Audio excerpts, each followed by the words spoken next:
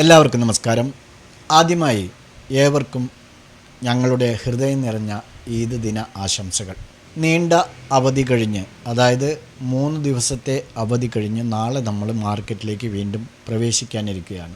മാർക്കറ്റിനെ കുറിച്ച് പറയുകയാണെങ്കിൽ നെക്സ്റ്റ് വീക്ക്, അതായത് ഏപ്രിൽ 1st വീക്ക് മാർക്കറ്റ് മുകളിലേക്ക് പോകുമോ ഇല്ല ഇനി താഴേക്ക് വീണ്ടും പോകാനുള്ള സാധ്യതയുണ്ടോ എന്നുള്ളത് നമുക്കൊന്ന് നോക്കാം.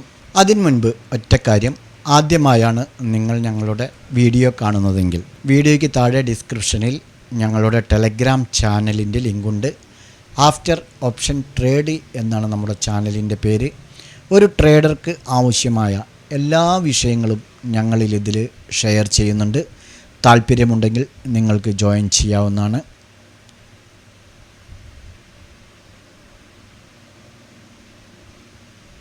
അതോടൊപ്പം തന്നെ നമുക്ക് വരുന്ന ആഴ്ച, ഇന്നത്തെ അവധി കഴിഞ്ഞാൽ 4 ദിവസമേ ബാക്കിയുള്ളൂ.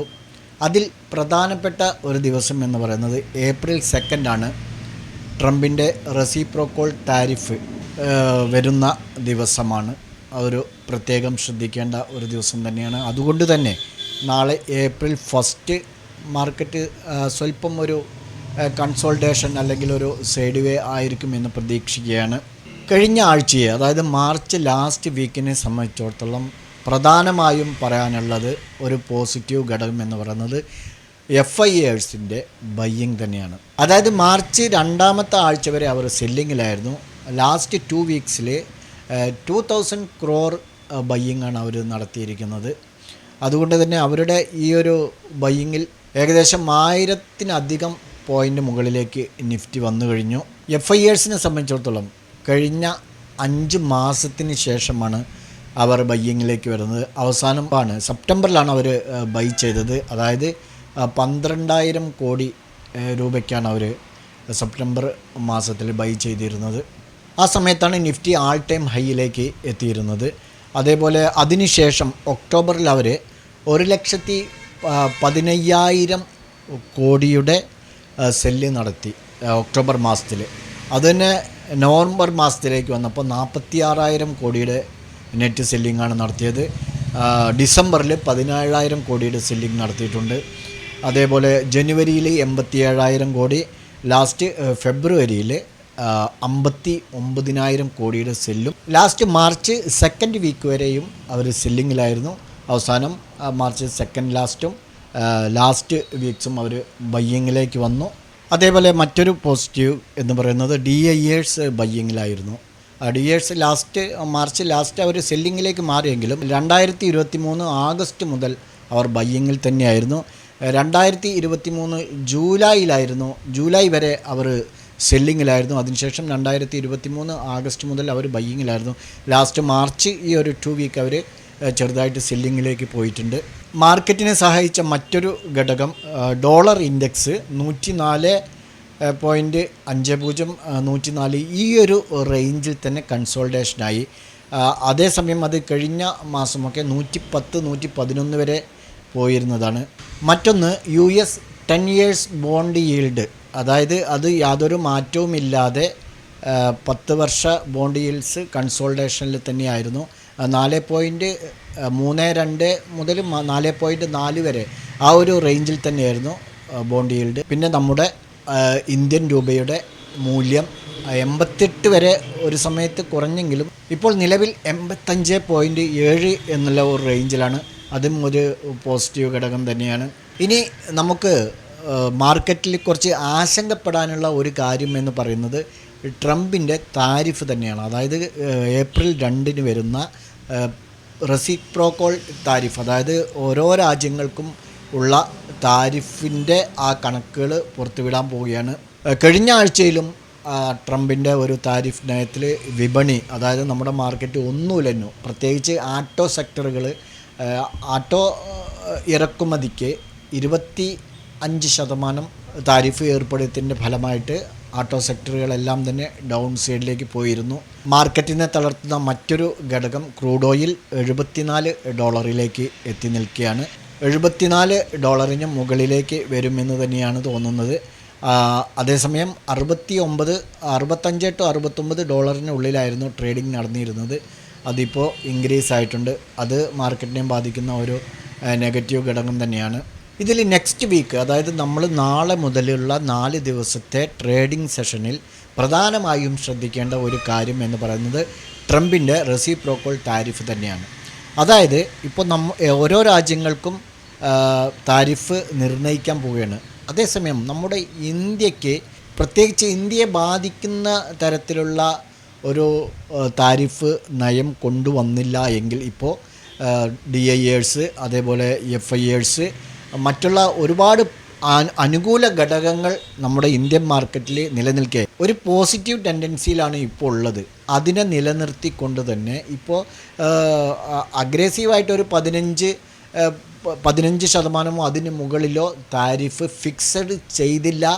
ഒരു ചെറിയ വിട്ടുവീഴ്ചകളൊക്കെ ട്രംപ് ഇന്ത്യക്ക് വേണ്ടി ചെയ്തു എങ്കിൽ തീർച്ചയായും നമ്മുടെ നിഫ്റ്റിയെ സംബന്ധിച്ചിടത്തോളം 23,800 ആ ഒരു റേഞ്ചിൽ ഇപ്പോൾ റെസിസ്റ്റൻസ് ആണുള്ളത്. അതും ബ്രേക്ക് ഔട്ട് ചെയ്ത് 24,000, 24,200, 250 ആ റേഞ്ചിലൊക്കെ പോകാനുള്ള സാധ്യതയുണ്ട്. അതേസമയം കറക്റ്റായിട്ട് 15 കൂടുതലോ ശതമാനം താരിഫ് ഏർപ്പെടുത്തുകയാണെങ്കിൽ ഈ പറയുന്ന പോസിറ്റീവ് ഘടകങ്ങളെല്ലാം തന്നെ നെഗറ്റീവിലേക്ക് മാറും. അത് പാനിക്കാവും.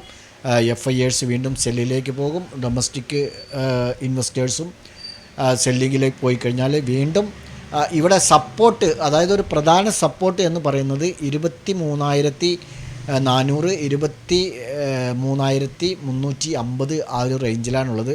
അതിനെ ബ്രേക്കൗട്ട് ചെയ്ത് കഴിഞ്ഞാൽ പിന്നെ 23,000, 23,100 ആ റേഞ്ചിലാണ്. അതിനെയും ബ്രേക്ക് ചെയ്ത് കഴിഞ്ഞാൽ വീണ്ടും താഴത്തേക്ക് പോകാനുള്ള സാധ്യതയാണ് കാണുന്നത്. അതേസമയം ഈ പറയപ്പെട്ട താരിഫ് പ്രശ്നങ്ങളൊന്നും തന്നെ നമ്മുടെ മാർക്കറ്റിനെ ബാധിക്കുന്നില്ല. അല്ലെങ്കിൽ നമ്മുടെ ഇന്ത്യക്ക് അനുകൂലമായിട്ടുള്ള താരിഫ് നയമാണ് ഏപ്രിൽ 2 വരുന്നതെങ്കിൽ തീർച്ചയായും ഈ പറയുന്ന പോസിറ്റീവ് ട്രെൻഡുകളെല്ലാം തന്നെ കൂടുതൽ ശക്തി പ്രാപിക്കുകയും നമ്മുടെ മാർക്കറ്റ് വീണ്ടും ഉയരങ്ങളിലേക്ക് വരാനുള്ള സാധ്യതയുണ്ട്. നെക്സ്റ്റ് വീക്ക് തന്നെ 24,000 മുകളിലേക്ക്, അതായത് ഏപ്രിൽ 1 വീക്ക് തന്നെ 24,000 മുകളിലേക്ക് വരാനുള്ള സാധ്യതകൾ നമ്മൾ കാണുന്നുണ്ട്. ഫസ്റ്റ് റെസിസ്റ്റൻസ് എന്ന് പറയുന്നത് 23,800, 23,850 റേഞ്ചാണ്. നെക്സ്റ്റ് വീക്ക്, അതായത് നാളെ മുതലുള്ള ഈ 4 ദിവസത്തിൽ ഒരു 400 പോയിൻറ്റോളം അപ്സൈഡിലേക്ക് പോകും എന്ന് തന്നെയാണ് പ്രതീക്ഷിക്കുന്നത്. ഇനി നമുക്ക് നെക്സ്റ്റ് വീക്ക് പ്രധാനപ്പെട്ട ഇവൻറ്റ്സുകൾ എന്ന് പറയുന്നത് ട്യൂസ്ഡേ, നാളെ ഏപ്രിൽ 1 ഇന്ത്യൻ ആട്ടോ സെയിൽസിൻ്റെ ഡാറ്റ വരുന്നുണ്ട്. 2:30 EA ഇൻഫ്ലേഷൻ ഡാറ്റ വരുന്നുണ്ട്. നാളെ തന്നെ 7:30 വൈകുന്നേരം 7:30 USA ISM മാനുഫാക്ചറിങ് PMI വരുന്നുണ്ട്. ജോബ് ഓപ്പണിംഗ് ഡാറ്റയാണത്. ഇനി ബുധനാഴ്ച, മറ്റന്നാൾ പ്രധാനപ്പെട്ട കാര്യങ്ങളൊന്നുമില്ല. പിന്നെ ഉള്ളത് വ്യാഴാഴ്ചയാണ്. വൈകുന്നേരം 7:30 USA ISM സർവീസ് PMI വരുന്നുണ്ട്. Last Friday April 4 6 PM USA non farm payrolls USA unemployment data വരുന്നുണ്ട്. അന്ന് തന്നെ night 8:55 PM USA Fed chairperson Jerome പവലിൻ്റെ സ്പീച്ചുണ്ട്. നമുക്കിനി നിഫ്റ്റിയുടെ ചാർട്ടിലേക്ക് വരുമ്പോൾ 23,519 നിഫ്റ്റി ക്ലോസ് ചെയ്തിരിക്കുന്നത്.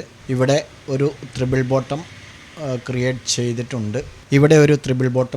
ചെയ്തിട്ടുണ്ട്. ഇവിടെ നിന്നും സപ്പോർട്ട് എടുത്ത് നാളെ മുകളിലേക്ക് പോകാം എന്നാണ് പ്രതീക്ഷിക്കുന്നത്. അല്ലാത്ത പക്ഷം ജസ്റ്റ് ഈ ഒരു ഗ്യാപ്പ് ഫില്ലിംഗ് ചെയ്തിട്ട് തിരിച്ച് മുകളിലേക്ക് പോകാം. ബാങ്ക് നിഫ്റ്റിയെ സംബന്ധിച്ചിടത്തോളം നോക്കുകയാണെങ്കിൽ നമുക്ക് ഇങ്ങനൊരു ട്രയാങ്കിൾ ലഭിക്കുന്നുണ്ട്. ഈ ഒരു ലെവൽ ക്ലോസ് ആൻഡ് ക്രോസ് ചെയ്ത് കഴിഞ്ഞാൽ ഡൗൺ സൈഡിലേക്ക് വരുമെന്ന് പ്രതീക്ഷിക്കുന്നു. ഒന്നുമില്ലെങ്കിൽ ഇവിടെ വന്ന് ഡബിൾ ബോട്ടം ക്രിയേറ്റ് ചെയ്യുകയോ അല്ലെങ്കിൽ താഴെ വന്ന് ഈ ഒരു ഗ്യാപ്പ് ഫിൽ ചെയ്തിട്ടോ തിരിച്ച് മുകളിലേക്ക് പോകാം എന്നാണ് പ്രതീക്ഷിക്കുന്നത്. അല്ലാത്ത പക്ഷം ഇവിടെ സപ്പോർട്ട് എടുത്തിട്ട് ഫർദറായിട്ട് മുകളിലേക്ക് പോകാനും സാധ്യതയുണ്ട്. അങ്ങനെയാകുമ്പോൾ നമുക്ക് ഫസ്റ്റ് ഇമ്മീഡിയറ്റ് റെസിസ്റ്റൻസ് ആയിട്ട് 52,060 എന്നുള്ളത് ആക്ട് ചെയ്യാനുള്ള സാധ്യതയുണ്ട്. നോക്കാം. നമുക്ക് വെള്ളിയാഴ്ച നമ്മൾ പറഞ്ഞ റെസിസ്റ്റൻസ് ആൻഡ് സപ്പോർട്ട് ലെവലുകൾ ബ്രേക്ക് ആയിട്ടുണ്ടോ എന്നുള്ളത് നോക്കാം. തീർച്ചയായിട്ടും ബ്രേക്കൗട്ട് നടത്തിയിട്ടില്ല. ഇത് സെൻസെക്സിൻ്റെ ചാർട്ടാണ്. സെൻസെക്സിൻ്റെ ചാർട്ടിനെ സംബന്ധിച്ചിടത്തോളം നോക്കൂ, ഇവിടെയാണ് ഓപ്പൺ ചെയ്തിരിക്കുന്നത്. അതായത് സപ്പോർട്ടിൻ്റെയും റെസിസ്റ്റൻസിൻ്റെയും ഇടയിലാണ് ഓപ്പൺ ചെയ്തിരിക്കുന്നത്. ഒരു സൈഡ് വേ മാർക്കറ്റായിരുന്നു കഴിഞ്ഞ വെള്ളിയാഴ്ച നിങ്ങൾക്കറിയാം വളരെയധികം ബുദ്ധിമുട്ടിയാണ് ട്രേഡ് ചെയ്തത്. കഴിഞ്ഞ വെള്ളിയാഴ്ചയെ സംബന്ധിച്ചിടത്തോളം പൊതുവേ ഭയങ്കര ഡിഫിക്കൽട്ടായ ദിവസങ്ങളാണ് വരാറുള്ളത്. കൂടുതൽ ആളുകളും, അതായത് മാർക്കറ്റിനെ കുറിച്ച് പഠിച്ച ആളുകളൊന്നും കൂടുതലും ട്രേഡ് ചെയ്യാറില്ല. ഓക്കെ, ഏതായിരുന്നാലും നമുക്ക് സെൻസെക്സിൽ വെള്ളിയാഴ്ച എൻട്രി ലഭിച്ചിട്ടില്ല.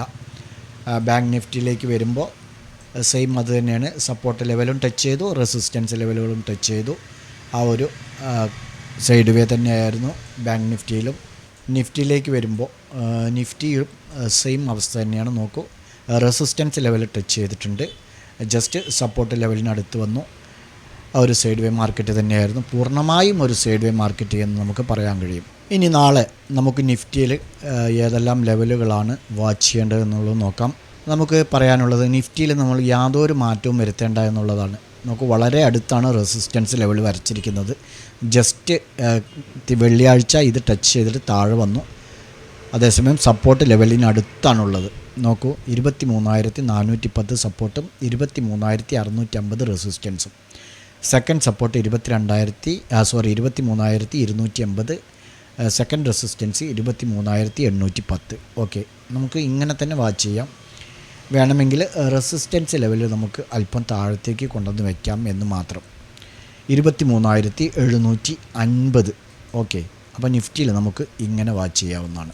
ബാങ്ക് നിഫ്റ്റിയിലേക്ക് വരുമ്പോൾ നമുക്ക് ചെറുതായിട്ടൊരു മാറ്റം വരുത്തേണ്ടതുണ്ട്. കാരണം സപ്പോർട്ട് ചെറുതായിട്ടൊന്ന് 51,330 സപ്പോർട്ട് 15 മിനിറ്റ്സാണ് പറയുന്നത്.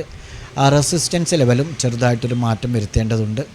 നമുക്ക് 51,880. ഓക്കെ, ഇത് ഫസ്റ്റ് റെസിസ്റ്റൻസ് ആൻഡ് സപ്പോർട്ടാണ്. Second support 51,075. Second resistance 52,065. Okay, bank നിഫ്റ്റിയിൽ നമുക്ക് ഇങ്ങനെ വാച്ച് ചെയ്യാവുന്നതാണ്. സെൻസെക്സിലേക്ക് വരുമ്പോഴും നമുക്ക് മാറ്റങ്ങളൊന്നും വരുത്തേണ്ടതായിട്ട് കാണുന്നില്ല. നമുക്ക് ഫസ്റ്റ് റെസിസ്റ്റൻസ് ആയിട്ട് വേണമെങ്കിൽ അല്പം ഡൗണിൽ നിന്ന് നോക്കാവുന്നതാണ്. 77,830 ഫസ്റ്റ് റെസിസ്റ്റൻസ്. സെക്കൻഡ് റെസിസ്റ്റൻസ് അല്പം താഴത്തേക്ക് കൊണ്ടുവന്ന് നമുക്ക് ഇവിടെ നിന്ന് നോക്കാവുന്നതാണ്. 78,230. Okay, support 77,070 first, 76,620 second. Okay, സെൻസെക്സിൽ നമുക്ക് ഇങ്ങനെ വാച്ച് ചെയ്യാം. ഈ 3 ഇൻഡെക്സുകളും നിങ്ങളുടെ ട്രേഡിംഗ് പ്ലാറ്റ്ഫോമിൽ ആഡ് ചെയ്യുക. സപ്പോർട്ട് ആൻഡ് റെസിസ്റ്റൻസ് കറക്റ്റായിട്ട് ലെവലുകൾ വരയ്ക്കുക. നാളെ ഇത് ബ്രേക്ക് ചെയ്യുകയോ അല്ലെങ്കിൽ റെസ്പെക്റ്റ് ചെയ്ത് റിട്ടേൺ വരികയോ ചെയ്യുന്നുണ്ടുള്ളതെന്നും നിങ്ങൾ നോക്കുക, പഠിക്കുക. ഞങ്ങളുടെ വീഡിയോ എഡ്യൂക്കേഷൻ പർപ്പസിന് വേണ്ടി മാത്രമാണ്. മറ്റൊരു വീഡിയോയുമായി വീണ്ടും കാണാം. ബൈ.